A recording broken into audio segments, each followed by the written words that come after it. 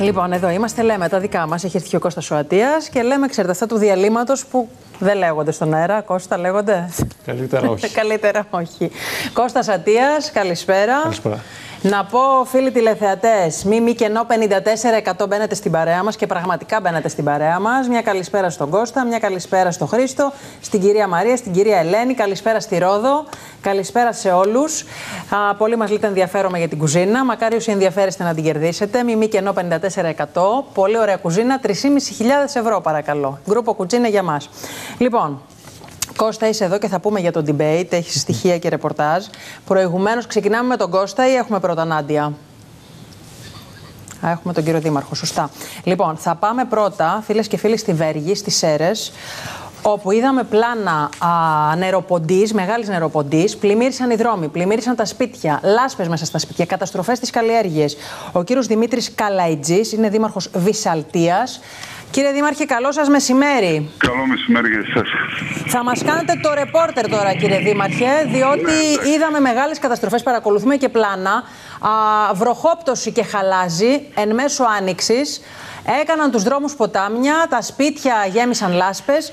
Τι ακριβώς συνέβη? Επίσης βλέπω ότι φούσκωσε ένας χήμαρος. Τι χήμαρος είναι αυτός εκεί στην περιοχή? Ο χήμαρος δεν έχει πειράξει καθόλου. Αυτό το οποίο πήραξε, επειδή το χωριό η Βέργη είναι χτισμένο στους πρόποδες του Βερτίσκου και κατεβαίνουν πάρα πολλά νερά πάνω από το βουνό.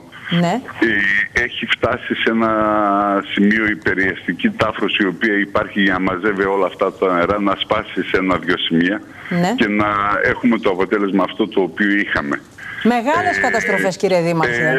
Έχουν μπει μέσα στο χωριό εκατοντάδες χιλιάδες κυβικά νερού, με λάσπες, με οτιδήποτε φερτό μπορεί να υπήρχε. Εντάξει, σήμερα έχει καλοσυνέψει ο καιρός. Σταμάτησε η βροχή σήμερα, δεν έχετε τέτοια προβλήματα τουλάχιστον? Έχουμε αποκαταστήσει κατά ένα πολύ μεγάλο μέρος τις ζημίες οι οποίες έχουν γίνει. Έχουν πληθεί οι δρόμοι, οι αυλές και όλα αυτά εδώ πέρα. Ευτυχώς δεν είχαμε ζημίες όσον αφορά σε ανθρώπους. Ευτυχώς. Διαβάζω, κύριε Δήμαρχε, από το Αθηναϊκό Πρακτορείο ότι όλη τη νύχτα οι κάτοικοι που έμεναν σε ισόγεια σπίτια και παλιές μονοκατοικίες είδαν τη λάσπη να μπαίνει μέσα στο σπίτι τους, στα κρεβάτια τους. Όχι, δεν είναι τόσο τραγικά τα πράγματα. Δεν είναι τόσο τραγικά τα πράγματα. Αυτό το οποίο είχαμε κάνει απευθείας παρέμβαση, κινητοποιήσαμε όλο το μηχανισμό του Δήμου, ούτως ώστε να μην υπάρχει θέμα και να μην κινδυνεύσει κανένας. Άρα τα βασικά προβλήματα εστιάζονται στις καλλιέργειες που καταστράφηκαν τώρα την Άνοιξη? Κοιτάξτε, επειδή η Βέργη είναι ένα χωριό το οποίο είναι καπνοχώρι, έχουν καταστραφεί σχεδόν από τη χαλαζόπτωση όλα τα φυτόρια του καπνού, γιατί όλα αυτά μεταφυτεύονται στα χωράφια και εκεί εστιάζεται περισσότερο. Έχουμε ειδοποιήσει και τον ΕΛΓΑ για να έρθει. Περιμένω σε ένα τεταρτάκι να έχει έρθει εδώ ο επόπτης του ΕΛΓΑ για να δούμε επιτόπου τις ζημίες οι οποίες έχουν γίνει. Μάλιστα. Εύχομαι και αυτό που είπατε με τα σπίτια να μην ήταν τόσο τραγικά τα περιστατικά και οι άνθρωποι να μην έχουν ζητήματα, να μην καθαρίζουν τώρα λάσπες μέσα από τα κρεβάτια. Οι αυλές και όλα αυτά εδώ πέρα έχουν καθαριστεί. Μάλιστα. Δεν κινδύνευσε κανένας, δεν υπάρχει θέμα κανένα. Ωραία. Σας ευχαριστώ πάρα πολύ, κύριε Δήμαρχε. Καλό σας μεσημέρι. Καλό μεσημέρι, για χαρά σας. Λοιπόν, πάμε τώρα στην Νάντια την Αλεξίου. Άκουσες, Κώστα, προχθές αυτή την αδιανόητη ιστορία με τον παιδόφιλο, να το πω, τι να το πω τώρα, το γιατρό, τον παιδίατρο στα Γιάννηνα που συνελήφθη με σκληρό. Το σκληρό, βέβαια, δεν μ' αρέσει όταν το λέμε. Με υλικό πορνογραφίας. Κάθε υλικό πορνογραφίας είναι σκληρό. Όλα σκληρά είναι. Όλο βρίσκουμε. Λοιπόν, η Νάντια Αλεξίου θα μας δώσει τα στοιχεία, διότι οδηγήθηκε στον ανακριτή. Νάντια, καλησπέρα και πάλι. Καλησπέρα και πάλι. Την περασμένη Τετάρτη είχε συλληφθεί από τη δίωξη ηλεκτρονικού εγκλήματος, οδηγήθηκε ενώπιον του εισαγγελέα, από τον οποίο ζήτησε και πήρε προθεσμία προκειμένου να απολογηθεί σήμερα ο 47χρονος Βούλγαρος παιδίατρος της πόλης των Ιωαννίνων, που κατηγορείται για κατοχή σκληρού άγριου υλικού παιδικής πορνογραφίας.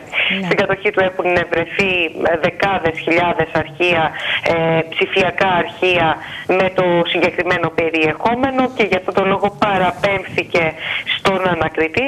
Να πούμε ότι σύμφωνα με ασφαλείς πληροφορίες των δικαστικών και αστυνομικών πηγών, το προανακριτικό υλικό είναι αρκετό και τα δεδομένα στοιχεία έχουν ήδη εξεταστεί από τις δικαστικές αρχές. Τις επόμενες ώρες δεν αποκλείεται, μετά την ολοκλήρωση της απολογίας του, να εκδοθεί διάταξη δημοσιοποίησης τόσο των προσωπικών του στοιχείων, δηλαδή το ονοματεπώνυμό του, όσο και φωτογραφιών από τη σήμανση κατά τη σύλληψή του. Πρώτα να ολοκληρωθεί η διαδικασία της απολογίας και μετά να εξετάσει το Συμβούλιο ο ανακριτής και ο εισαγγελέας αν θα δοθούν τα στοιχεία του στη δημοσιότητα. Δηλαδή ποιος είναι, η φωτογραφία του, το ονοματεπώνυμό του? Ναι. Γι' αυτό το λόγο πρέπει να απολογηθεί πρώτα. Έχει ήδη ασκηθεί η δίωξη σε βάρος του, να απολογηθεί και από εκεί και πέρα να δοθεί η διάταξη στην αστυνομία δημοσιοποίησης των στοιχείων του. Μέχρι τότε δεν μπορούμε να αναφέρουμε ούτε το όνομά του, παρά μόνο την ιδιότητά του και την ηλικία του και την περιοχή στην οποία συνελήφθη, που δεν ανήκει στον νόμο περί προστασίας προσωπικών δεδομένων. Να πούμε ότι σύμφωνα με ασφαλείς πηγές από την αστυνομία, τα στοιχεία είναι τέτοια που δεν αποκλείει το ενδεχόμενο προφυλάξης για τον 47χρονο. Βρίσκεται αντιμέτωπος δηλαδή με το ενδεχόμενο της προφυλάκησης, κάτι που είχε προαναγγείλει σε δηλώσεις του και ο ταξίαρχος της Ελλάδας, ο Μανώλης Φακιανάκης, ο οποίος είχε διατελέσει προϊστάμενος της συγκεκριμένης υπηρεσίας, έχοντας εις γνώση του όλο το υλικό της δίωξης ηλεκτρονικού εγκλήματος που οδήγησε και στη σύλληψη του 47χρονου. Προέκυψε δε ότι υπάρχει μια διασύνδεση με διεθνή κυκλώματα διαμοίρασης υλικού παιδοφίλων.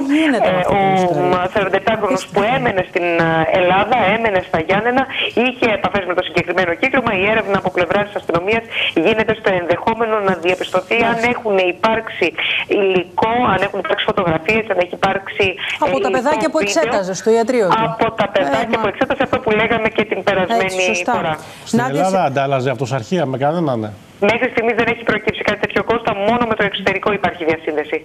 Ευχαριστώ πάρα πολύ, Νάντια.